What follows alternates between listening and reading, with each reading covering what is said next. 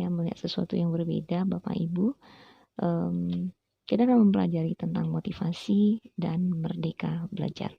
Bapak Ibu, sebagaimana kita ketahui, untuk bisa meningkatkan motivasi melalui merdeka belajar, ada berbagai bentuk cara yang bisa kita lakukan. Salah satu bentuknya adalah bagaimana pada akhirnya kita bisa memberikan motivasi secara maksimal kepada peserta didik kita dengan mengetahui terlebih dahulu bentuk dari karakter mereka, kemampuan, dan apa kompetensi yang mereka miliki.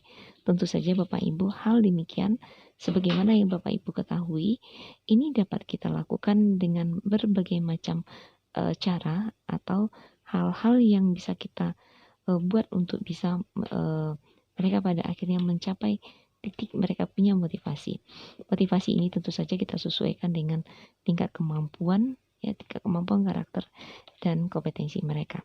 Nah, hal ini bisa kita lakukan dengan asesmen diagnostik yang tentunya ini kita bekerja sama dengan guru BK yang kita lihat dari asesmen diagnostik itu bisa saja seperti hobi, kemudian gaya belajar, minat, dan termasuk juga latar belakang seni dan budaya mereka. Hal ini dapat kita lakukan melalui sebuah observasi di dalam kelas, namun tidak hanya sampai observasi tertulis saja, tetapi bagaimana perilaku mereka di kelas, termasuk kita berdiskusi dengan guru BK dan melakukan refleksi di setiap kegiatan pembelajaran di kelas. Kita juga bisa mampu menerapkan bagaimana mereka sadar pada tujuan. Artinya, mereka bisa berkomitmen untuk mencapai tujuan secara maksimal. Nah, ini perlu kita berikan penjelasan kepada peserta didik agar mereka mampu bertanggung jawab dengan diri mereka.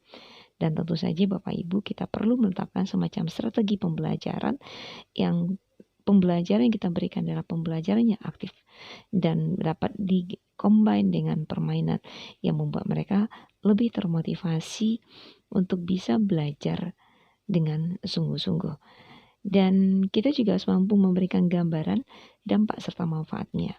Nah, tentu tidak lupa Bapak Ibu bagaimana caranya kita membuat mereka terbantu ketika mereka punya kesulitan.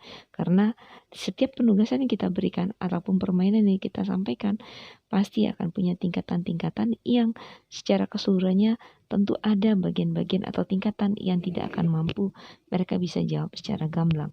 Nah, untuk itu kita perlu memberikan bantuan. Ini kalau kita jalankan sudah